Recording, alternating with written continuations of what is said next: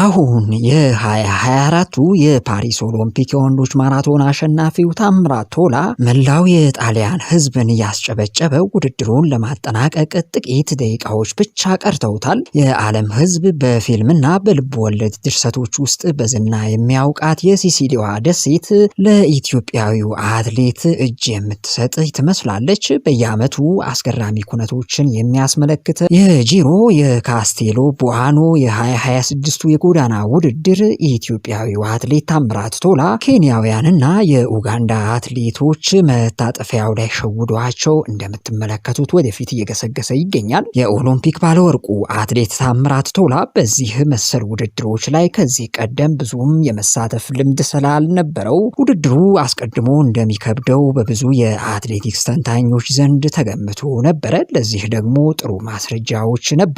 ከታምራት በስተጀርባ ያለውና የውድድሩ አስደናቂ ተፎካካሪ ሆኖ የታየው የማነ ክሪፓ የሲሲሊና ሌሎች የጣሊያን ጎዳናዎች እንደ እጁ መዳፍ ስለሚያውቃቸው ያሸንፋል በሚል ትልቅ ግምት አስቀድሞ አግኝቶ ነበረ።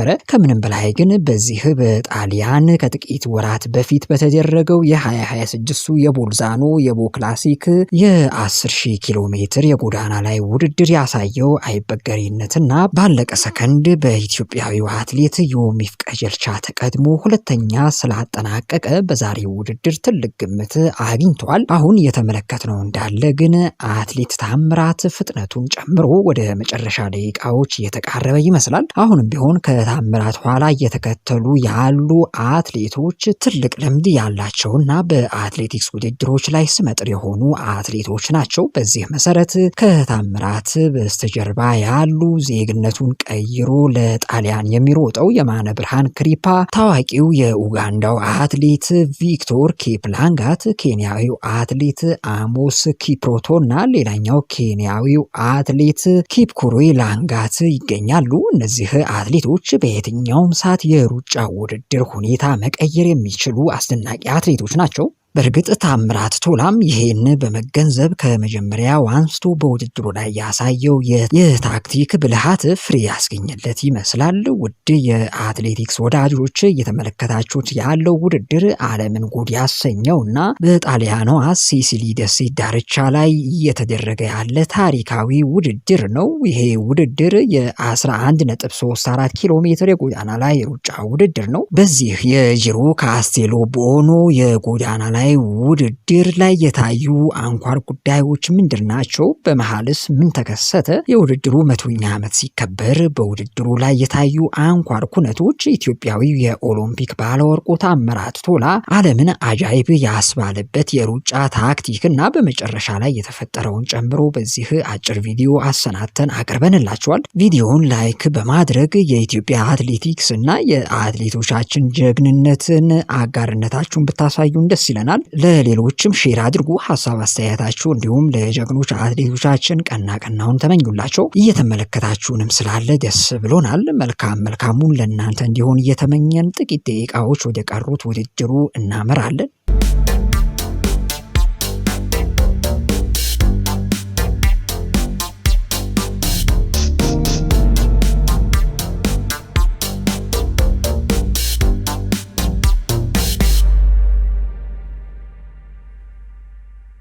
ውድድሩ እየተመለከታችሁት እንዳለው አጓጊ ሆኖ የመጨረሻው ደቂቃዎች እየተቃረበ ይገኛል። አስቀድሞ ውድድሩ ማን ያሸንፍ ይሆን በሚለው ጉዳይ ላይ የተለያዩ ሙያዊ አስተያየት ቢሰነዘሩም አሸናፊውን ለመለየት ግን አሁንም ጥቂት ደቂቃዎች መጠበቅ የግድ ብሏል። ነገር ግን የኢትዮጵያዊው አትሌት ታምራት ቶላ በ2026ቱ በኳታር ዶሃ ያስመዘገበው አስደናቂ ድል በጣሊያኗ ሲሲሊም እንደሚደግመው ትልቅ ግምት አግኝቷል። በነገራችን ላይ አትሌት ታምራት ቶላ በ2024ቱ የፓሪስ ኦሎምፒክ ለሀገሩ ኢትዮጵያ የወርቅ ሜዳሊያ ያስገኘ ብቸኛው አትሌት እንደነበረ የሚታወስ ነው። በወንዶች ማራቶን ከ20 ዓመታት በኋላ ማለትም ከገዛኸኝ አበራ በኋላ ነበር የወርቅ ሜዳሊያውን ለሀገራችን ኢትዮጵያ ያስገኘው። ከዚህ የፓሪስ ድሉ በኋላ አትሌት ታምራት ቶላ በጎዳና ላይ ውድድሮች እያሳየው ያለው ብቃት አስደናቂ የሚባልም ነው። ለአብነትም ትልቅ ሽልማትና እውቅና በሚያሰጠው በ2026ቱ የኳታር ማራቶን ላይ በድንቅ ብቃት ማሸነፉ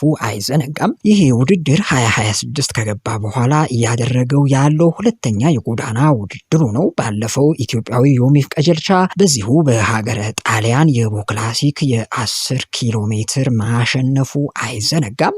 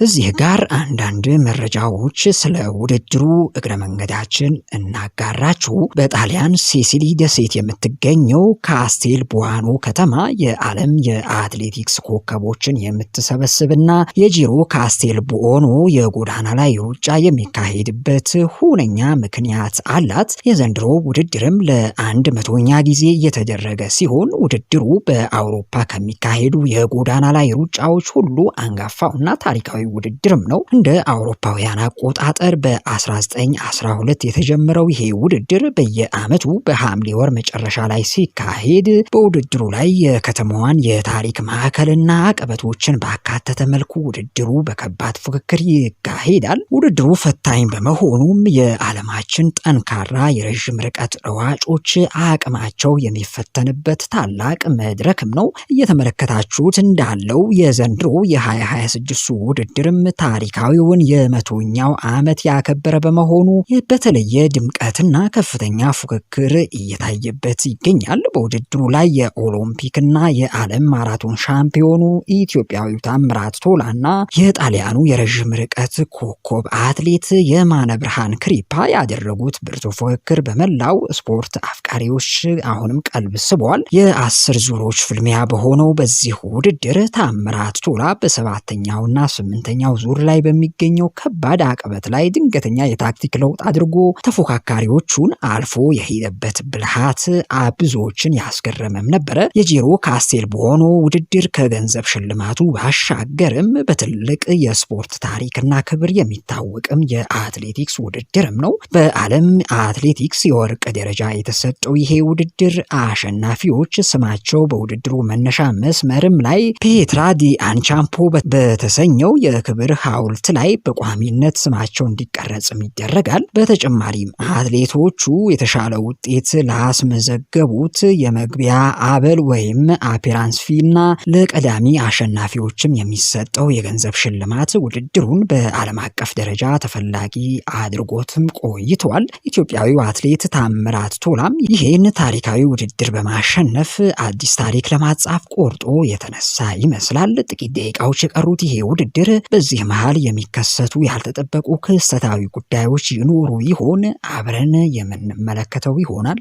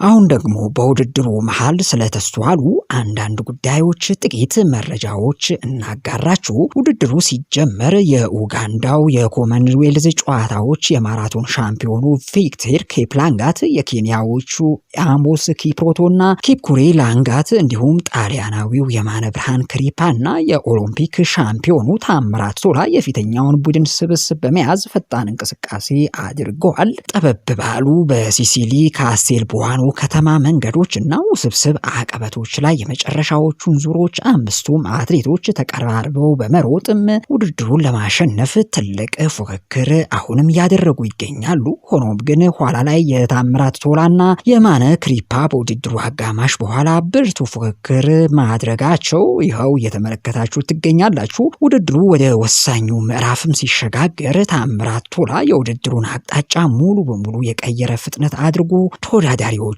ጥሎ አልፈዋል። የጣሊያኑ ኮከብ የማነ ክሪፓም የታምራትን ፍጥነት ለመከታተል ከፍተኛ ጥረትም አድርጓል። በመጨረሻዎቹ ሁለት ዙሮችም የሜዳው ባለቤት የማነ ክሪፓ ከአካባቢው ተመልካች ያገኘውን ከፍተኛ ደጋፊ ተንተርሶ ታምራት ላይ ለመድረስ የቻለውን ያህል ፍጥነት ጨምሮ ቢጥርም ታምራት ቶላ ግን የያዘውን መሪነት ሳይለቅና ታክቲካዊ ብስለቱን በመጠቀም ወደፊት ገስግሷል። በመጨረሻም ግን ሁለቱንም ያስደነቀ ድራማዊ ውጤትም ታይቷል።